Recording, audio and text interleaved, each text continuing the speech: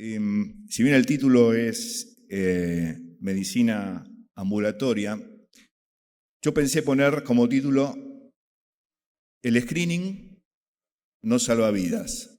Pero me parecía al principio, por ahí muy fuerte decirlo así, pero al menos sí quiero plantearlo como reflexión inicial y ver si después de estos minutos pueden llegar a, al menos, ¿sí? a pensar sobre este concepto.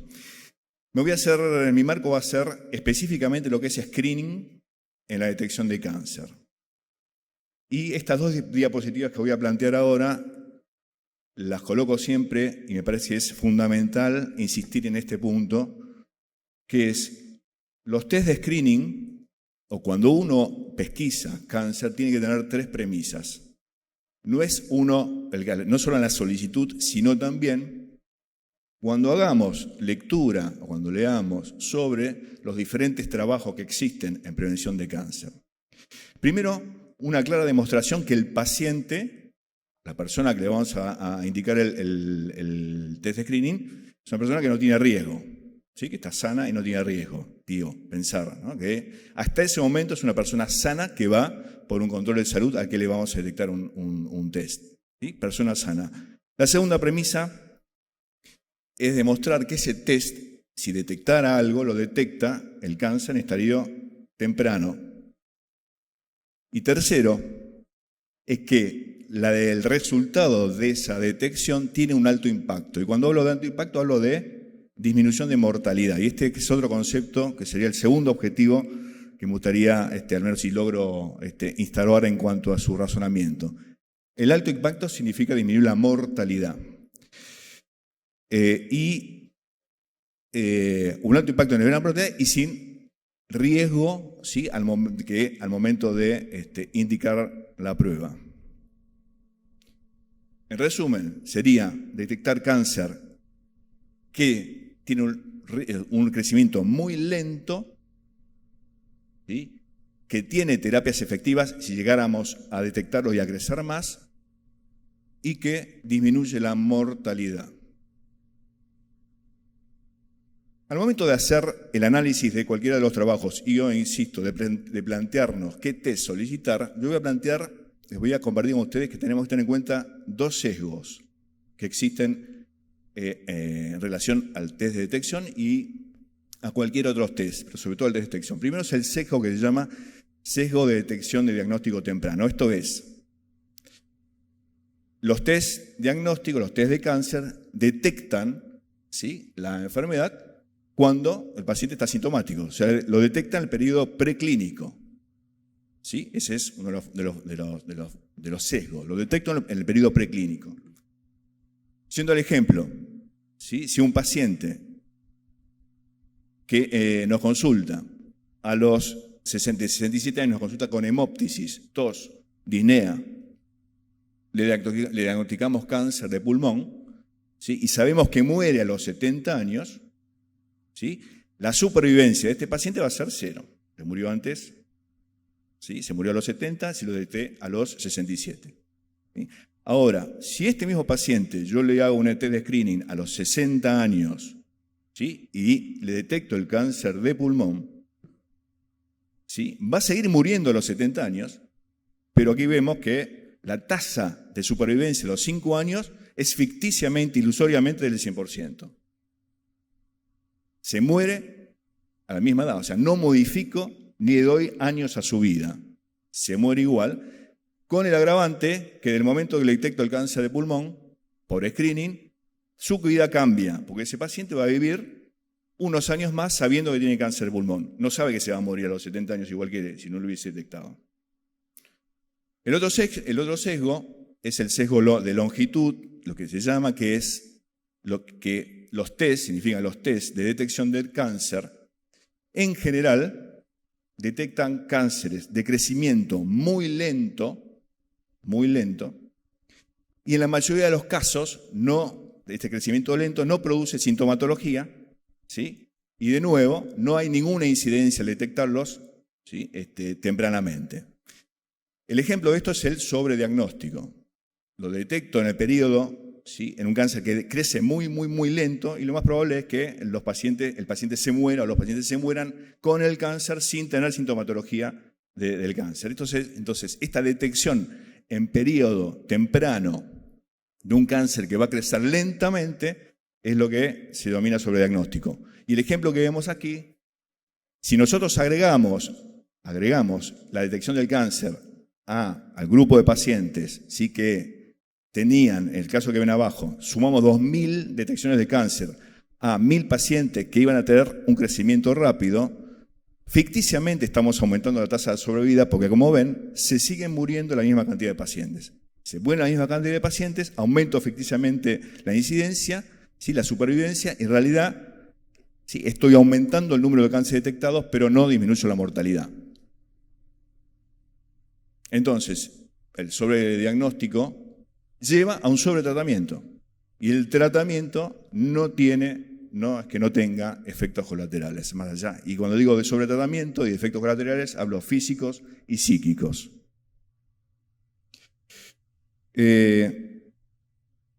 Entonces, al momento del análisis de todos los trabajos que hay sobre detección de los diferentes cánceres, tendríamos que tener en cuenta que los mismos tengan, metodológicamente al menos sean al azar, y comparen grupo con detección y grupo sin detección. Y el outcome debe ser sí o sí mortalidad. Y aquí después voy a hacer que no es cualquier mortalidad. Este es un trabajo publicado en 2016, se lo voy a resumir, que es muy interesante, y inclusive para que lo pensemos nosotros, ¿sí?, nosotros mismos, que es un ejemplo que lo que más probablemente nos pase a nosotros y pase a los médicos jóvenes que vamos formando.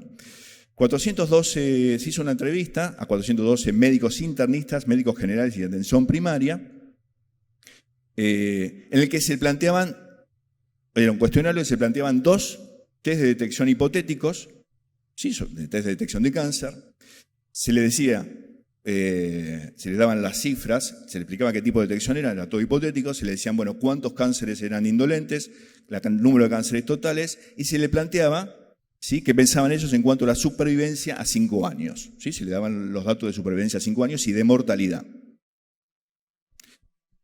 Y aquí estos son los resultados, digo, no son ni para juzgar ni para plantear, sino para pensar. 76% de los pacientes, de los médicos a los que se le hacía la encuesta, pensaban, ¿sí?, que en la supervivencia en esos 5 años, ¿sí?, la mejoría de la supervivencia en esos 5 años en el test, ¿sí?, que detectaba, ¿sí?, eso salvaba vidas.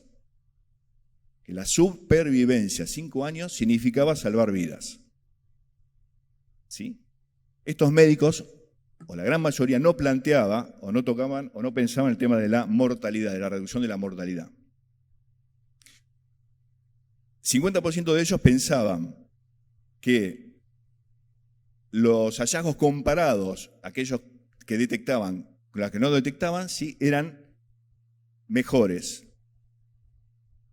Y 68% decían que recomendarían 3 veces más la detección del test que detecte un cáncer de manera temprana y que modifique la supervivencia, ¿sí?, que no solicitarlo. Entonces, la conclusión de este trabajo es que la gran mayoría de los médicos que fueron encuestados tenían limitaciones, al menos en lo que es el análisis, ¿sí?, esto que planteamos, el análisis de cuál es el impacto, ¿sí?, cuál es el impacto de pensar en supervivencia a 5 o 10 años, que es lo que nos muestran en la mayoría de los trabajos, a pensar en el impacto de mortalidad. Y la gran mayoría, cuando le preguntaban, estarían en condiciones de recomendar aquel método, de nuevo, que mejorara la supervivencia, ¿sí?, que aquel método que no la mejorara. O sea, hacían hincapié nuevamente en lo que es la supervivencia. En el otro, digamos, del otro lado, los pacientes, la encuesta que hicieron a los pacientes, 10% de los pacientes o menos de 10% de los pacientes manifestaron que aquellos médicos de atención primaria no le explicaban sí que era sobrediagnóstico o sobretratamiento, o qué podría implicar con ese test, ¿sí?, de screening el sobrediagnóstico y sobretratamiento. Y al mismo tiempo 80 de ellos decían que, la verdad que considerarían que es importante, ¿sí?, que el médico al momento de indicarle un test le explicara, ¿sí?, cuáles son los efectos de esta solicitud.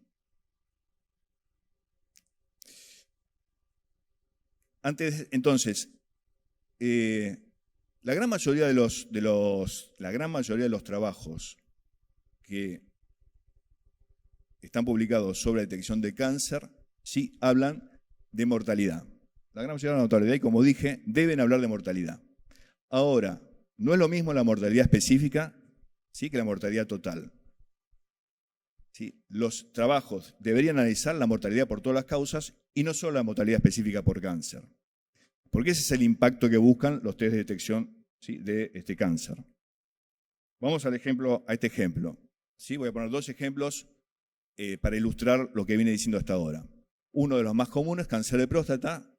Carlos, de 55 años, un examen de salud, no tiene antecedentes, no tiene el pretest del es negativo. Consulta, ¿con qué se va? Con un test de rutina de PSA. ¿Quiénes de aquí están de acuerdo en que debe irse con un test de PSA de rutina? Levanten la mano y no lo voy a... 5, 6. Bien, 6 de, o sea, la gran mayoría no le pediría un test de PSA.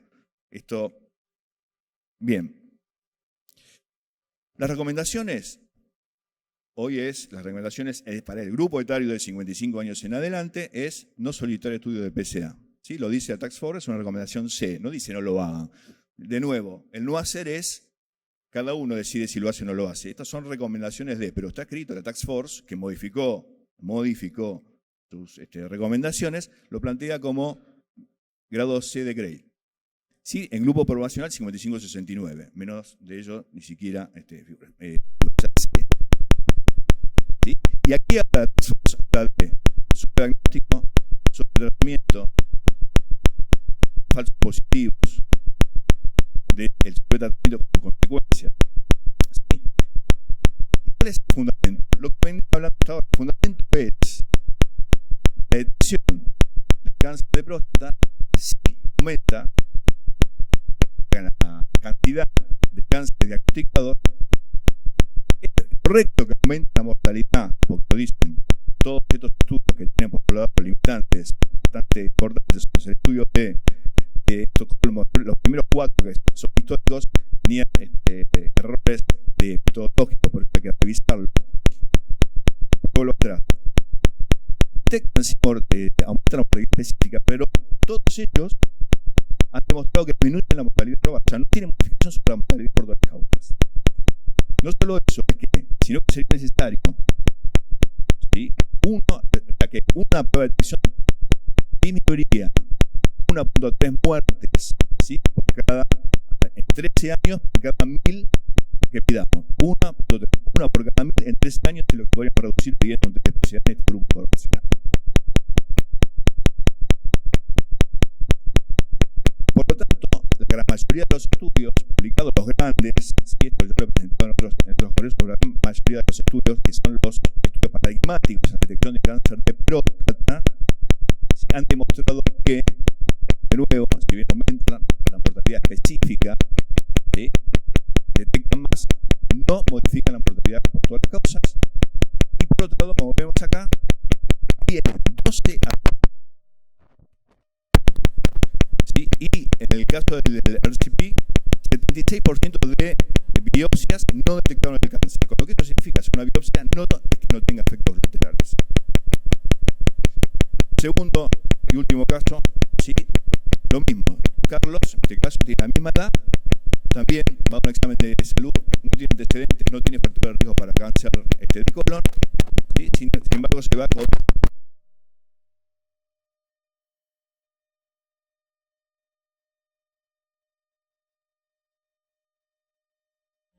detección del cáncer de colon cada 10 años. ¿Sí? Es recomendación A. Pero en la población de 50 a 75 años. Y esto tiene un fundamento también, ¿sí? En este caso, en el cáncer de colon, ¿sí?, la mortalidad específica disminuye, la mortalidad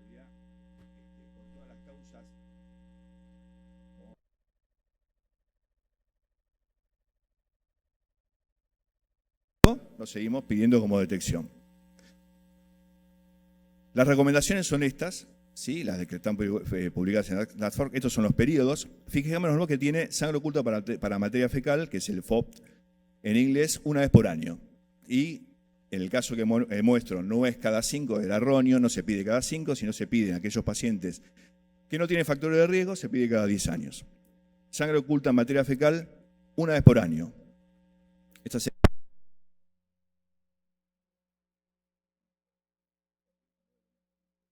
cada 5 años. Pero fijémonos en esto. Sangre oculta en materia fecal.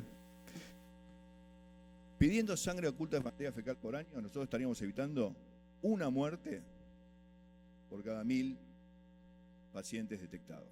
Una por cada 1000. Porque no estamos aumentando nosotros estamos aumentando la incidencia solamente y no disminuyendo la mortalidad. Claro, estamos detectando más pacientes, ¿sí?, con posible cáncer de colon, pero no estamos disminuyendo la mortalidad. Y esto no trae consecuencias. Consecuencias, no es que sea gratis, traen estas consecuencias, estos números que pongo yo abajo, que significan hacerle una colonoscopía a un paciente por manos expertas. Estos son gastroenterólogos, los cuales tienen un beneficio colateral a nuestra solicitud de sangre oculta materia fecal positiva para diagnóstico de cáncer de colon. Tienen consecuencias que no son menores. Y finalmente, no olvidarnos, por una cuestión de marketing, ¿sí?, es muy famoso la detección de cáncer de colon y recto, pero nos olvidamos del cáncer orofacial, orofaringio, que tiene, más allá de tener el común denominador del origen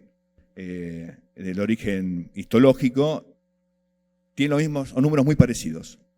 Sin embargo, no tenemos incorporado nosotros, dentro de lo que es la detección clínica, porque esta es clínica, ¿sí?, el cáncer orofaringio. Como ven, tenemos la misma tasa de supervivencia a 5 años y el mismo efecto de la detección de la mortalidad si se detecta tempranamente, con la diferencia que no necesitamos un procedimiento diagnóstico que, por otro lado, está en manos de otros profesionales. Finalmente, quiero proponer estas 4 preguntas que deberíamos estar dispuestos nosotros como internistas a responder en el caso que nuestros pacientes nos lo hagan y si no nos hacen estas preguntas. La pregunta ¿es realmente necesario el test de screening? Y yo acá esto lo extrapolo a cualquier otra acción que hagamos, desde anticoagular a un paciente, por ejemplo, otro, ¿sí? O sea, tener presente estas 4 preguntas. ¿Es necesario? La segunda es ¿cuál es el riesgo? La tercera es ¿tengo otras opciones? ¿Sí? Hago el test de screening. ¿Tengo otra opción a hacer el test de screening? No lo tengo. Y la cuarta, ¿sí?, ¿qué pasa si no lo hago? ¿Sí? Y la pregunta es, si yo no hago un test de screening para un cáncer, ¿me muero o no me muero? O sea, ¿me muero más o no me muero menos? Y si no me muero menos, ¿qué beneficio me trae hacerme este test? ¿Convivir los años que me quedan sabiendo que tengo un cáncer y tener que hacerme controles periódicos? Se trata finalmente de esto, ¿sí? Primero, no dañar, que es el principio que nos rige desde que nos recibimos. Gracias. Gracias al Benito Moreno, que estuvimos en el FIMI en noviembre del año pasado. ¿Sí? Y también los invito al Congreso Invitada Pascual del 14 y 17 de septiembre en el Hilton. Gracias.